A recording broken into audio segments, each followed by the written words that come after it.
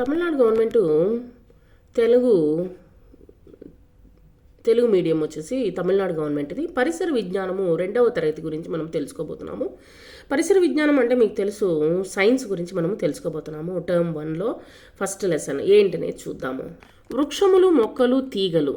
So ఈ యొక్క లెసన్లో మనం తెలుసుకోబోయేటి ఏంటంటే వృక్షములు, మొక్కలు అంటే చిన్నవి, వృక్షములు అంటే పెద్ద పెద్ద చెట్లు, తీగలు గురించి మనం తెలుసుకోబోతున్నాము. తీగలు ఉన్నటువంటి చెట్లు కూడా వాటి గురించి మనం తెలుసుకోబోతున్నాము ఈ యొక్క పరిసర విజ్ఞానంలో వచ్చేసి ఫస్ట్ లెసన్లో. ఇక్కడ ఒక పద్యం మాదిరిగా ఇచ్చినారు. మట్టిలో పుట్టి మట్టిని కాపాడు వృక్షమా. మామూలుగా వచ్చేసి ఈ యొక్క వృక్షం అనేటువంటిది మట్టిలోనే పుడుతుంది. మనం వేసేటువంటి విత్తనములో నుంచి మట్టి కింద వేస్తేనే మనకు వృక్షం అనేటువంటిది పుడుతుంది. ఆ యొక్క మట్టిని కాపాడేటువంటిది కూడా వచ్చేసి ఏంటంటే వృక్షమే అనమాట. వర్షమును తెచ్చి మట్టి ప్రాణము కాపాడు వృక్షమా అంటే వర్షము అంటే చెట్లు ఎక్కువగా ఉన్న చోటే మనకు వర్షాలు అనేటువంటిది ఎక్కువగా పడుతుంది అనమాట. ఆ యొక్క వర్షాలు పడినప్పుడు మనకు మట్టిని కాపాడేటువంటిదే వర్షము. ఈ యొక్క వర్షము వచ్చేసి ఏం చేస్తుంది, మట్టిని కాపాడుతుంది అనమాట. ఆహారముగా, ఔషధముగా, ప్రాణము కాపాడు వృక్షమా. మనకు ఎన్నో రకములైనటువంటి కాయలు, పండ్లని, తర్వాత వచ్చేసి పూలను కూడా మనము వేర్లని, వాటిలన్నిటిని ఔషధాలుగా కూడా మనం తీసుకోవడం జరుగుతుంది అనమాట. సో ఈ విధంగా ఔషధంగా కూడా మనము మన యొక్క ప్రాణాన్ని కాపాడేటువంటి వృక్షమా. నిన్ను రక్షిస్తానని ప్రమాణం చేస్తున్నాను వృక్షమా అని చెప్పేసి ఇక్కడ మనము ప్రమాణము చేద్దాము. సరే, మనము ఇక్కడ కథ మూలంగా తెలుసుకుందాం. ఇక్కడ వచ్చేసి 2 పక్షులు ఉన్నాయి చూడండి, ఎగురుతూ ఉన్నాయి చూడండి. 2 పక్షులు గూడు కట్టుకొంటకు తగిన స్థలాన్ని వెతుకుతూ ఎగురుచూ ఉన్నదనమాట. సరే, ఎక్కడ కట్టుకుందాము అని చెప్పేసి ఎగురుతూ ఉన్నాయన్నమాట. ఆ యొక్క పక్షులు వచ్చేసి వెతుకుతూ ఉన్నాయన్నమాట. ఇక్కడ గూడు కట్టుకుందామా అని అడిగింది పక్షి. ఇది పచ్చిక, ఇక్కడ మనకు రక్షణ లేదు కదా. ఇక్కడ వచ్చేసి పచ్చికలో ఎక్కడైనా గూడు కట్టుకుంటే మనుషులు తిరుగుతారు, జంతువులు తిరుగుతాయి, తర్వాత వచ్చేసి వాటిని తొక్కేస్తాయన్నమాట. సో గూడు కట్టుకొని గుడ్లు పెట్టినప్పుడు ఆ యొక్క వాటిలన్నిటి తొక్కేస్తారు, జంతువులు కావచ్చు, మనుషులు కావచ్చు. సో అందువల్ల ఇక్కడ రక్షణ అనేటువంటిది లేదు అనేసి ఈ యొక్క పక్షి అనేటువంటిది చెప్తూ ఉంది. సరే, ఎక్కడ కట్టుకోవాలి? సో ఈ యొక్క పచ్చిక అనేటువంటిది నేలను అంటుకొని పెరుగుతుంది, నేలలో నుంచి పెరుగుతుంది అనమాట. మిక్కిలి చాలా చిన్న మొక్క. ఇది వచ్చేసి చిన్న చిన్న గడ్డి మొక్కలు చిన్నవిగా ఉంటాయన్నమాట. భూమి కోతను కాపాడుతుంది. భూమి వచ్చేసి పగిలిపోకుండా మామూలుగా వచ్చేసి భూమి వచ్చేసి విరుస్తుంది అనమాట. ఆ యొక్క విరవడము దాని గురించి భూమి కోతను కాపాడుతుంది. భూమిని కాపాడేటువంటిది అనమాట ఈ యొక్క గడ్డి అనమాట. దాన్ని పచ్చిక అని కూడా అంటారు. తర్వాత వచ్చేసి ఇక్కడ కట్టుకుందామా అని అడుగుతుంది. ఇది ఎగబ్రాకు తీగ, గూడు కడితే తట్టుకోదు. ఇప్పుడు వచ్చేసి ఇక్కడ ఉన్నటువంటి తీగ అని అంటాం అనమాట. తీగ ఉన్నటువంటి చెట్లు మీరు గమనించి ఉంటారు. ఒక కర్ర ఉంటుంది, ఆ కర్రకి చుట్టుకొని ఉంటుంది చాలా చెట్లు, కాకరకాయ చెట్లు ఇలాంటివి వచ్చేసి కాకరకాయ, తర్వాత వచ్చేసి ఇంకా వచ్చేసి కొన్ని గుమ్మడికాయలు. సో ఈ విధంగా అయినటువంటి చెట్లు వచ్చేసి తీగలుగా చుట్టుకొని ఉంటాయన్నమాట. ఎగబ్రాకే తీగ, ఇది వచ్చేసి ఏం చేస్తుంది, ఇది ఎగబ్రాకుతుంది అనమాట, బాగా పాకేస్తుంది అనమాట. సో మిక్కిలి సన్నగాను మరియు మృదువైనటువంటి కాండం కలిగి ఉంటుంది. ఇది వచ్చేసి చాలా సన్నగా ఉంటుంది, తర్వాత మృదువుగా ఉంటుంది. దాని యొక్క కాండం కూడా వచ్చేసి చాలా మృదువుగా ఉంటుంది. సో నేరుగా నిలబడలేనిది, ఒక దగ్గర నిలబడదు అనమాట. అంటే టింకరగా అది వచ్చేసి పెరిగిపోతూ ఉంటుంది అనమాట. అవి ఆధారము సహాయంతో పెరుగుతుంది ఎగబ్రాకును. సో ఆధారం అంటే ఏంటి, మనం వచ్చేసి ఒక కర్రను లేకపోతే తీగను వేసినప్పుడు ఆ యొక్క తీగకి చుట్టుకొని అది పెరుగుతుంది అనమాట, కాయలు కాస్తుంది. సరే, ఇక్కడ కట్టుకుందామా గూడు. ఇది ప్రాకే తీగ, మనకు అనుకూలమైనటువంటి స్థలము కాదు. ఇది వచ్చేసి కింద నేల మీద పాకుతూ, ఈ యొక్క చెట్టు అనేటువంటిది నేల మీద పాకుతూ ఉంటుంది. గుమ్మడికాయ చెట్టు వచ్చేసి పైన కూడా పాకుతుంది, మామూలుగా వచ్చేసి అటకల మీద కూడా వచ్చేసి పాకనిస్తారనమాట. సో ఇది బలహీనమైనటువంటి మృదువైనటువంటి కాండము కలిగినటువంటిది, నేలను అల్లుకొని పెరుగుతుంది. ఇది నేలని అంటుకొని పెరుగుతుంది. ఇది దీని యొక్క పండ్లు అంటే గుమ్మడి పండ్లు వచ్చేసి చాలా పెద్దవి. సో మనం ఇక్కడ కట్టుకోవడము సాధ్యం కాదు అనేటువంటిది చెప్తూ ఉందన్నమాట. సరే, ఇక్కడ కట్టుకుందామా అని అడిగిందనమాట ఆ యొక్క పక్షి.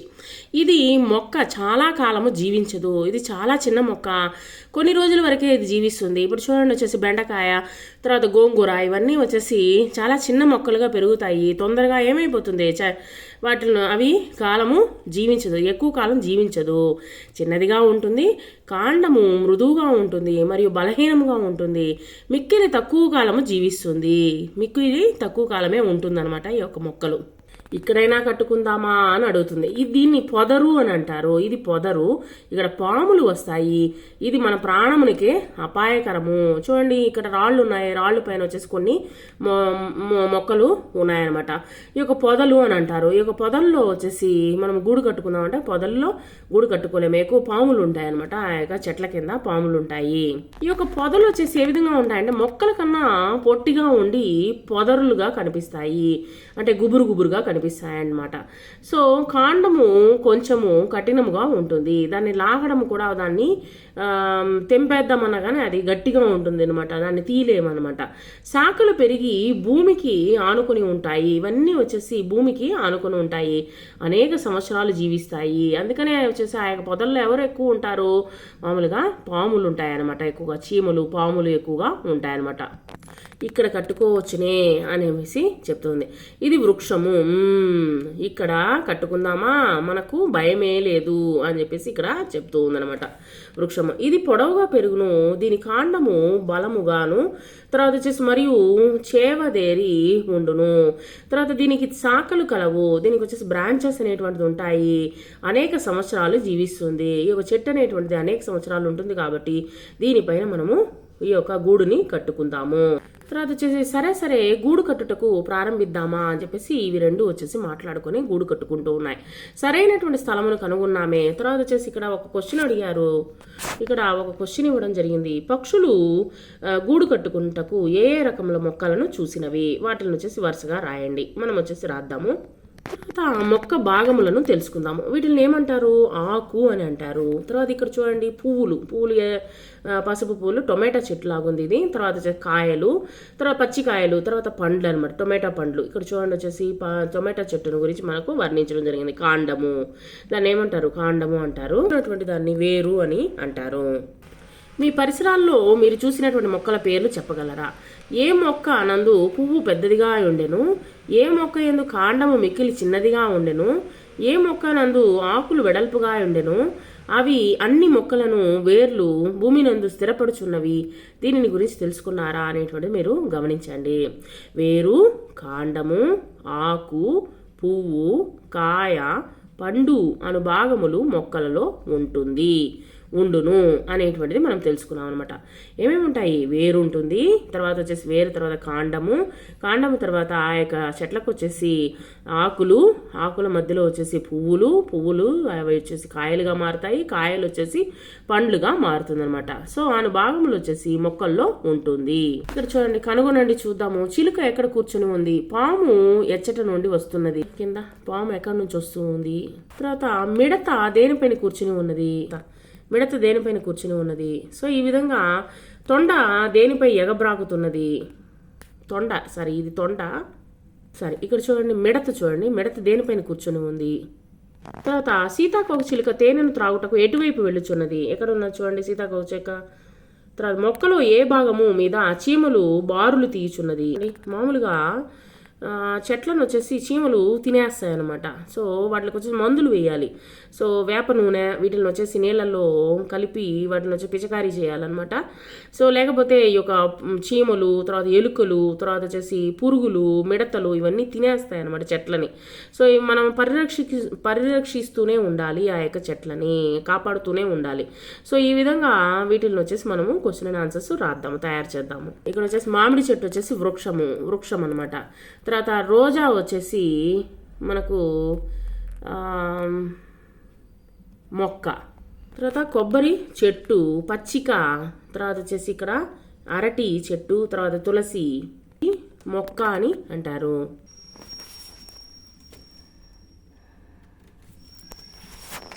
తర్వాత మందారపు చెట్టు, తర్వాత గుమ్మడికాయ చెట్టు, గుమ్మడికాయ తీగలు, తర్వాత చూడండి టొమాటా చెట్టు, తర్వాత పొట్లకాయ చెట్లు.